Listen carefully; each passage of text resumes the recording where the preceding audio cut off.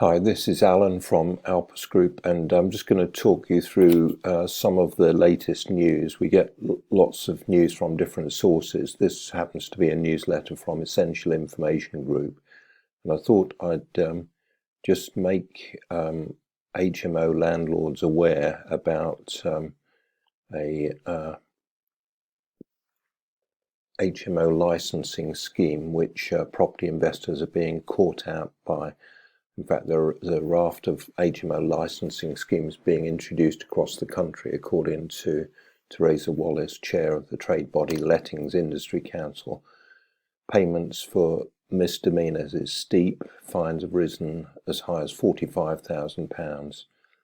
And Teresa Wallace told the Telegraph that we don't have enough landlords and we've lost a lot of them from the sector.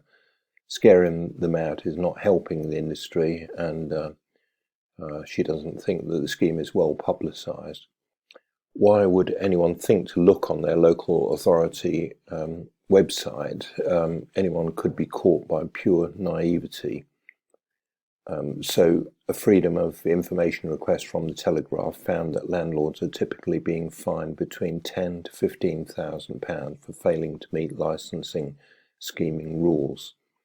One way that landlords can get caught out by licensing regulations are in cases where tenants have an additional person move into the property. In one London borough, 40 fines have been issued, totalling an eye-watering £172,000 in one borough. Wallace added, the objective of the licensing scheme is not being met, which was to improve standards. Just because you have a license, it doesn't mean that your property is safe to live in. So this is one to look out for if you're an HMO landlord or an aspiring HMO landlord. We'll just look at some other news from Property Post Investor, which is about mortgage concerns widespread after rate hikes. Higher mortgage costs are worrying British families as 1 in 2 are concerned about missing their repayments. Research from MetLife UK shows. It's no wonder some are nervous, as 42% have no savings to fall back on if they found themselves unable to pay their mortgage, up from 40% in 2021. Indeed, over 2/3 of people surveyed would be unable to cover their mortgage repayments for more than 2 months. Richard Horner, head of individual protection at MetLife UK, said the Chancellor made it crystal clear that tough decisions are necessary to keep mortgage rates down. However, there are still real pressure points affecting potential first-time buyers and current homeowners that need addressing quickly. For those with a mortgage, many are starting to see their monthly repayments rise in line with rising interest rates. With the uncertainty around how high interest rates will go and the ongoing pressures on the cost of living, the worrying of meeting payments can be daunting. The Bank of England base rate currently stands at 3% following a steep increase of 0.7% in November. The next bank meeting stands at 15th of December, and it remains to be seen whether another increase will be on the horizon. Members of the Monetary Policy Committee are rising rates in a bid to keep inflation under control, as the UK inflation rate was as high as 9.6% in October. However, doing so could make loans more expensive, hitting mortgaged households and halting property investment.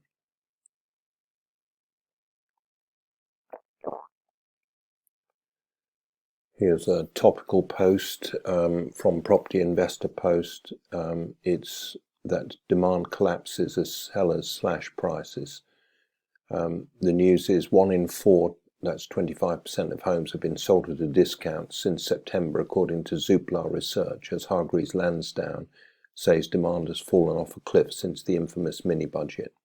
Sales are down by as much as 50%, while a significant 15% are falling apart after a sale is agreed, so that's about 1 in 6. Rising mortgage rates and an uncertain economic climate have been blamed on the collapsing demand, as the average sale is 3% below the asking price, while 1/10 of homes experienced a price drop of more than 5%. Sarah Coles, senior personal finance analyst at Hargreaves Lansdown, paints a grim picture of the market. She said demand has collapsed since the mini-budget unleashed chaos on the mortgage market. Meanwhile, sales are down, in some areas as much as 50%.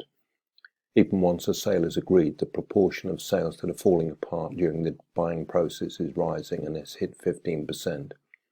1 in 4 sellers have had to cut their asking price, and increasingly they're having to accept an offer. For most of the past 2 years, sellers have on average achieved their asking prices. However, in recent months, a gap has opened up, so they're having to accept offers 3% below the asking price.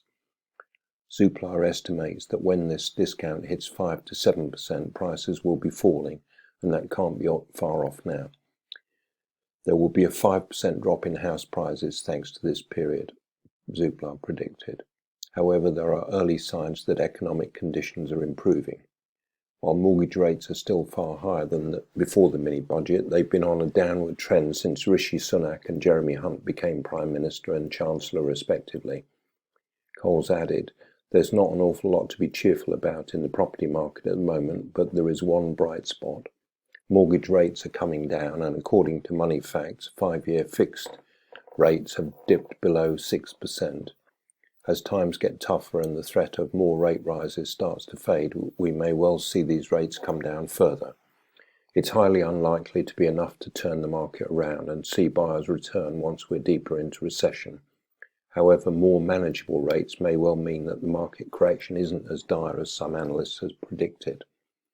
Richard Donnell, Executive Director at Zoopla, said the housing market is adjusting to a reset in the level of mortgage rates, but the likelihood of double-digit price falls at a UK level remains low. While the outlook for house prices is weak, we see a shift to more needs-driven motivations to move in 2023 and beyond, which will support sales volume. Ongoing pandemic impacts, increased labour market supply, flexibility plus more retirement will continue to encourage moves. Cost of living pressures will compound these trends, encouraging homeowners to consider their next move. The rapid growth in rents, which shows little sign of slowing, will add to cost of living pressures and add continued impetus to the first-time buyer demand. So that's all for news on Monday, the 28th of November 2022. We'll give you another update later in the week. Cheers.